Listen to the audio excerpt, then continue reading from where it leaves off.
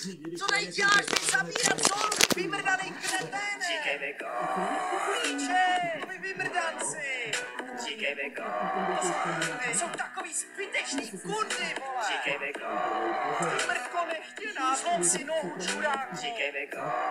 Klíčo, vymrdanej kriple.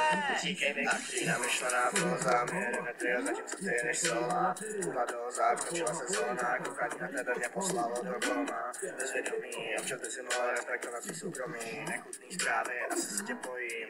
Začíná mít podezření na to, že tvoje holka je trochu zoofilní. Máme je složena, že nevím ani 10 lidí, přitom na disku se fazle rumka, tak to ledě, pořád píšeš tak nechutný sašky, vážně kurva, nevím, ukončení tvojí kariéry, zofo provedení. Děláš na čem tady ostudu, lituju lidí ve tvém okruhu. Chci nadále tolerovat, nebudu, tak radši držu.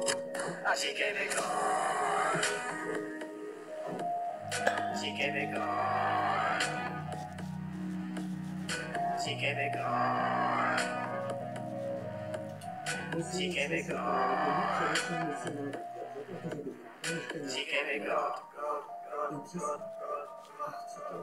Víš, tvoja pera vykapíne ty pásy, není vykat citovat některé vaše zprávy, tohle to je lepší lolik na pornofej, pedofily, českou máš šerej zločin, tohle to budeš mít dají, ale vím, ty si myslíš, že se nejecno a já si mlčím, a kdyby bez kornovou pak takhle nepodporuješ, škoda, že tvoje mama nedá neskákala na kudy, ty si něčím usypuje, bys toho zlé, co takhle nechutí, sačky nestydíš se do piče.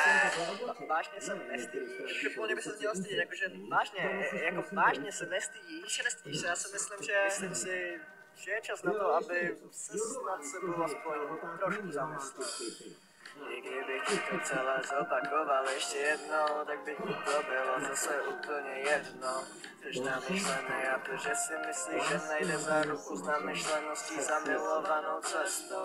Jdeš za ruku s nechutným zoofilem, já jsem si CZOMO, ale ona ráda jen zoo. Pamatuj se svým dětským publikem na streamu, nemůžeš dělat ty skurvený kurva promo.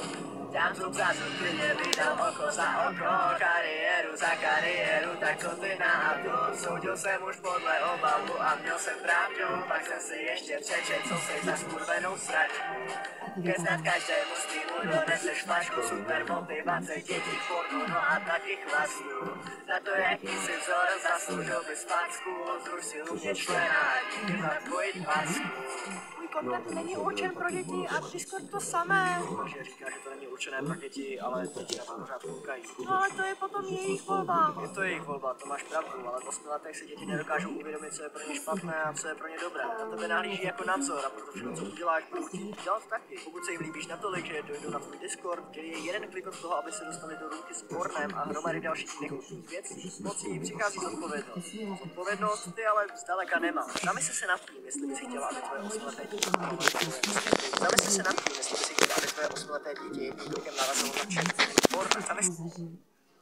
Můj táta se nás pořád pokoušel rozlišit